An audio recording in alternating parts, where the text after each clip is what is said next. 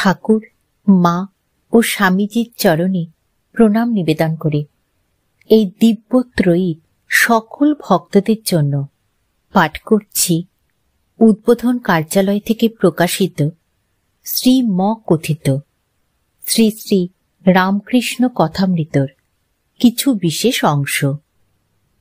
আজ পাঠ করব শ্রীযুক্ত বিজয়কৃষ্ণ গোস্বামী ও অন্যান্য ভক্তের প্রতি ঠাকুর শ্রীরামকৃষ্ণের উপদেশ পর্বের চতুর্থ পরিচ্ছেদ কামিনী কাঞ্চন জন্য দাসত্ব এবং পঞ্চম পরিচ্ছেদ ঈশ্বরের আদেশ প্রাপ্ত হলে তবে ঠিক আচার্য।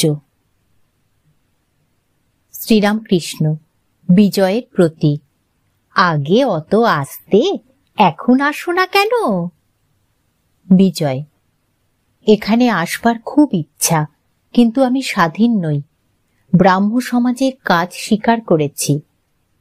শ্রীরামকৃষ্ণ, কামিনী কাঞ্চনে জীবকে বদ্ধ করে, জীবের স্বাধীনতা যায়।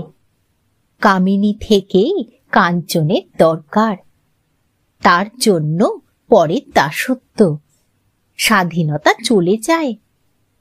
তোমার মনের মতো কাজ করতে পারো না। জয়পুরে গোবিন্দজির পূজারীরা প্রথম প্রথম বিবাহ করে নাই, তখন খুব তেজস্বী ছিল। রাজা একবার ডেকে পাঠিয়েছিলেন, তা তারা যায় নাই, বলেছিল রাজাকে আসতে বলো। তারপর রাজা ও 5 জনে তাদের বিয়ে দিয়ে দিলেন। তখন রাজার সঙ্গে দেখা করবার জন্য আর কাহারও ডাকতে হলো না, নিজে নিজেই গিয়ে উপস্থিত। মহারাজ, আশীর্বাদ করতে এসেছি, এই নির্মাল্য এনেছি, ধারণ করুন। কাজে কাজেই আসতে হয়। আজ ঘর তুলতে হবে, আজ ছেলের অন্নপ্রাশন, আজ হাতে খড়ি, এই সব। 1200 ন্যাড়া আর 1300 নেড়ি, তার সাক্ষী উদম শাড়ি। এ গল্প তো জানো। নিত্যানন্দ গোস্বামীর ছেলে বীরভদ্রের 1300 ন্যাড়া শিষ্য ছিল। তারা যখন সিদ্ধ হয়ে গেল, তখন বীরভদ্রের ভয় হলো। তিনি ভাবতে লাগলেন, এরা সিদ্ধ হলো, লোককে যা বলবে তাই ফলবে, যেদিক দিয়ে যাবে সেই দিকে ভয়। কেননা লোক না জেনে যদি অপরাধ করে তাদের অনিষ্ট হবে। এই ভেবে বীরভদ্র তাদের বললেন, তোমরা গঙ্গায় গিয়ে সন্ধ্যা আহ্নিক করে এসো। ন্যাড়াদের এত তেজ যে ধ্যান করতে করতে সমাধি হলো। কখন জোয়ার মাথার উপর দিয়ে চলে গেছে হুঁশ নাই, আবার ভাটা পড়েছে, তবু ধ্যান ভাঙে না। 1300-র মধ্যে 100 বুঝেছিল। বীরভদ্র কি বলবেন, গুরুর বাক্য লঙ্ঘন করতে নাই, তাই তারা সরে পড়ল, আর বীরভদ্রের সঙ্গে দেখা করলে না। বাকি 1200 দেখা করলে। বীরভদ্র বললেন, এই 1300 নেড়ি তোমাদের সেবা করবে, তোমরা এদের বিয়ে করো। ওরা বললে, যে আজ্ঞা। কিন্তু আমাদের মধ্যে 100 জন কোথায় চলে গেছে? ওই 1200-র এখন প্রত্যেকের সেবাদাসী সঙ্গে থাকতে লাগলো। তখন আর সে তেজ নাই, সে তপস্যার বল নাই। মেয়ে মানুষের সঙ্গে থাকাতে আর সে বল রইল না, কেননা সে সঙ্গে স্বাধীনতা লোপ হয়ে যায়। বিজয়ের প্রতি, তোমরা নিজে নিজে তো দেখছ, পরের কর্ম স্বীকার করে কি হয়ে রয়েছ। আর দেখো, অত পাশ করা, কত ইংরেজি পড়া পণ্ডিত মনিবের চাকরি স্বীকার করে তাদের বুট জুতার গোজা 2 বেলা খায়।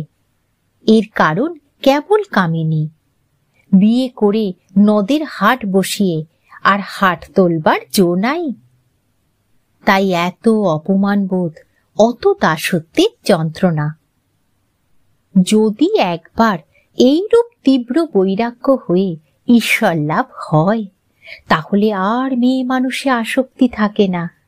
ঘরে থাকলেও মেয়ে মানুষে আসক্তি থাকে না, তাদের ভয় থাকে না। যদি একটা চুম্বক পাথর খুব বড় হয় আর একটা সামান্য হয়, তাহলে লোহাটাকে কোনটা টেনে লবে? বড়টাই টেনে লবে। ঈশ্বর বড় চুম্বক পাথর, তার কাছে কামিনী ছোট চুম্বক পাথর। কামিনী কি করবে?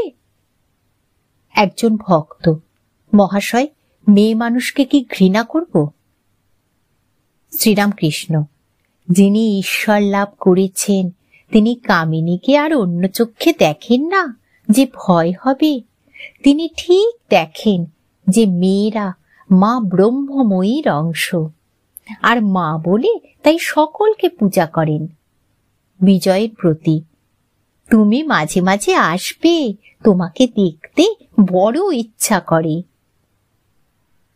বিজয়: ব্রাহ্ম সমাজে কাজ করতে হয়, তাই সদা সর্বদা আসতে পারি না, সুবিধা হলে আসব। শ্রীরামকৃষ্ণ বিজয়ের প্রতি: দেখো, আচার্যের কাজ বড় কঠিন। ঈশ্বরের সাক্ষাৎ আদেশ ব্যতি রেখে লোক শিক্ষা দেওয়া যায় না। যদি আদেশ না পেয়ে উপদেশ দাও, লোকে শুনবে না। সে উপদেশের কোনো শক্তি নাই। আগে সাধন করে বা যে কোনো রূপে ঈশ্বর লাভ করতে হয়। তার আদেশ পেয়ে লেকচার দিতে হয়।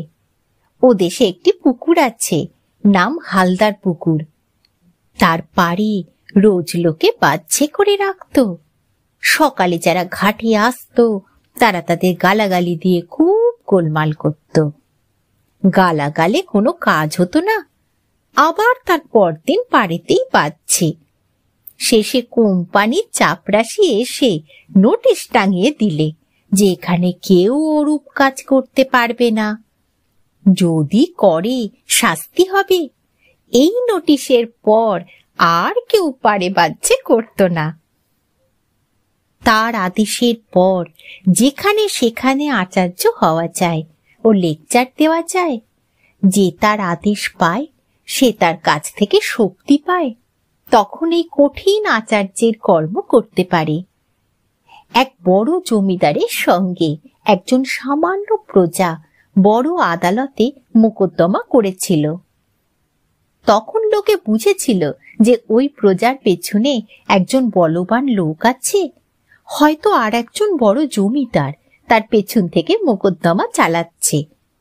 মানুষ সামান্য জীব, ঈশ্বরের সাক্ষাৎ শক্তি না পেলে আচার্যের এমন কঠিন কাজ করতে পারে না।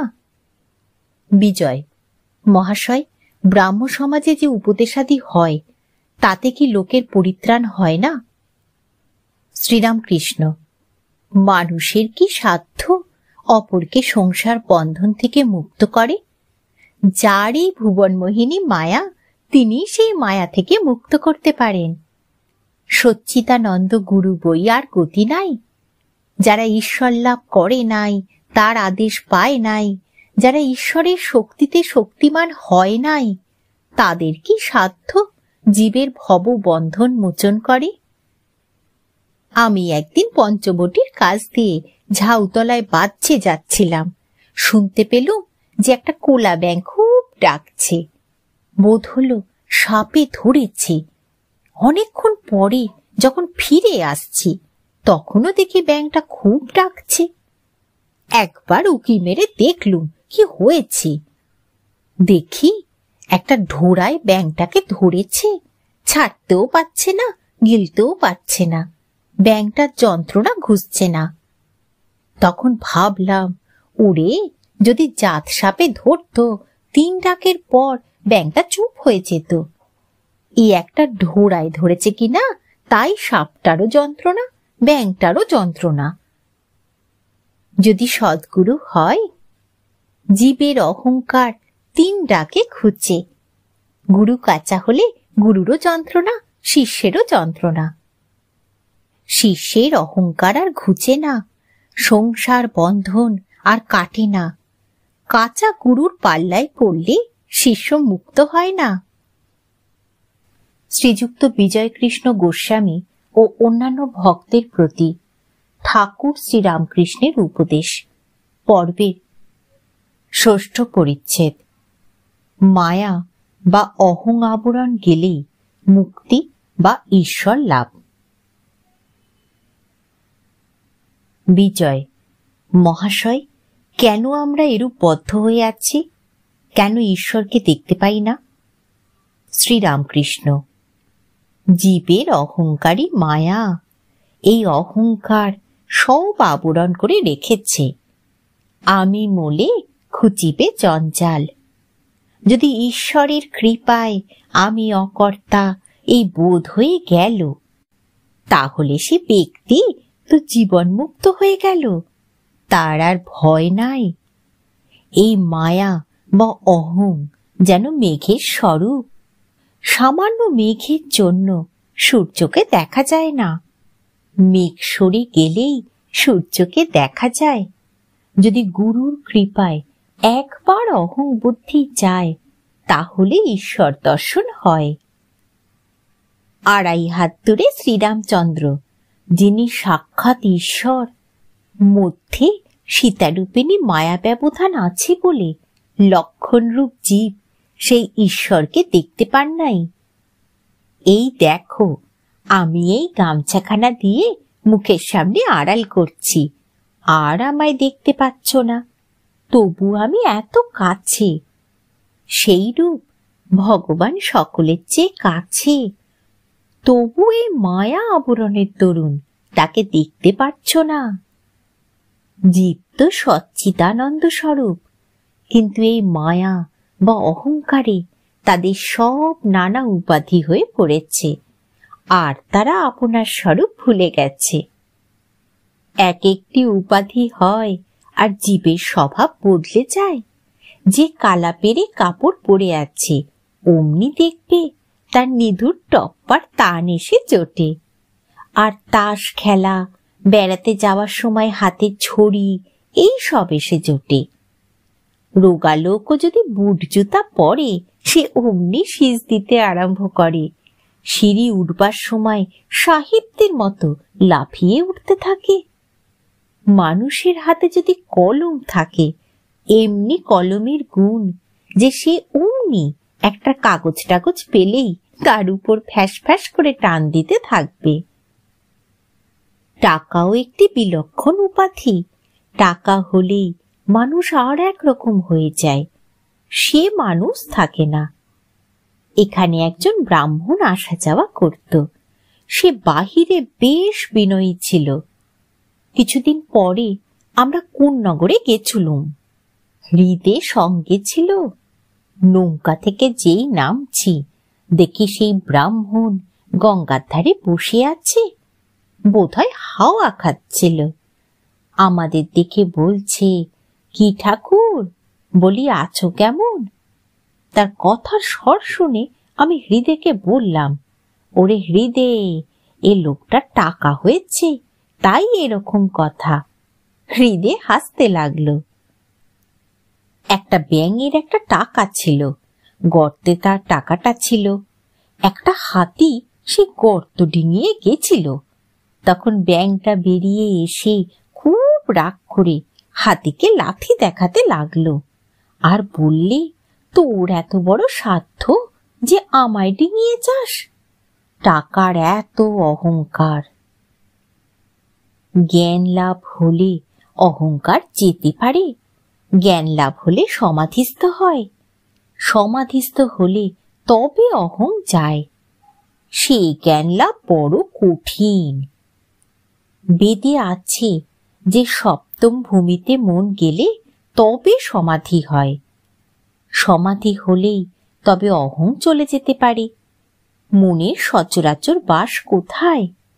প্রথম 3 ভূমিতে, লিঙ্গ, গুচ্ছ, নাভি। সেই 3 ভূমি। তখন মনের আসক্তি কেবল সংসারে, কামিনী কাঞ্চনে।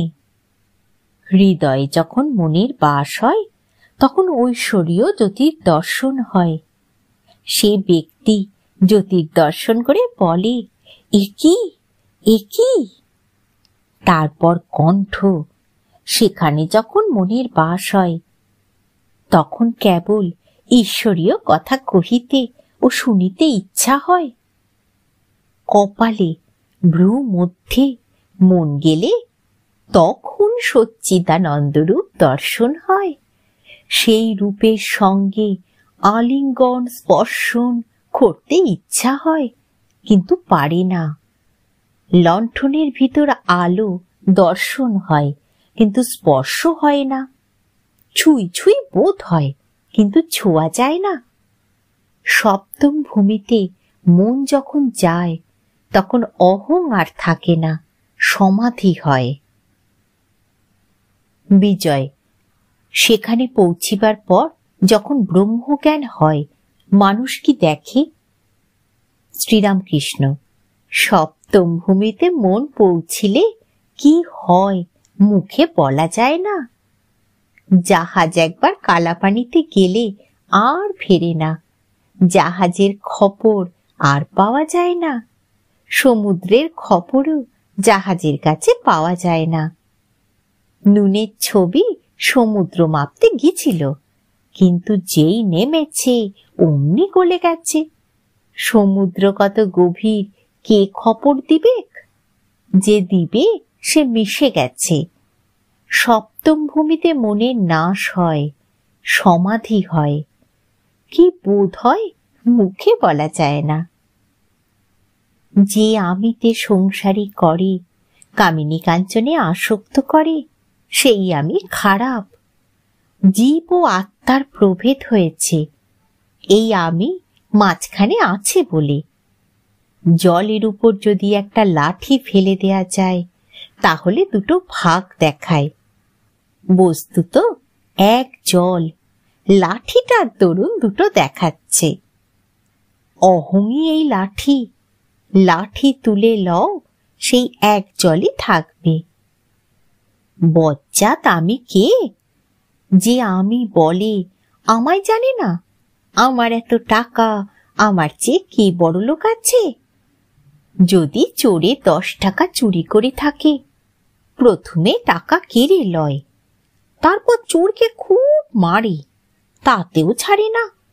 পাহারাওয়ালা ডেকে পুলিশে দেয়, ও ম্যাথ খাটায়। বজ্জাত আমি বলে জানে না আমার 10 টাকা নিয়েছে, এত বড় আস্পর্ধা। বিজয়, যদি অহং না গেলে সংসারে আসক্তি যাবে না, সমাধি হবে না, তাহলে ব্রহ্মজ্ঞানের পথ অবলম্বন করাই ভালো, যাতে সমাধি হয়। আর ভক্তিযোগে যদি অহং থাকে, তবে জ্ঞানযোগই ভালো। শ্রীরামকৃষ্ণ, 2-1টি লোকের সমাধি হয়ে অহং যায় বটে, কিন্তু প্রায় যায় না। হাজার বিচার করো, অহং ফিরে ঘুরে এসে উপস্থিত। আজ অশ্বত্থ গাছ কেটে দাও, কাল আবার সকালে দেখো ফেকড়ি বেরিয়েছে।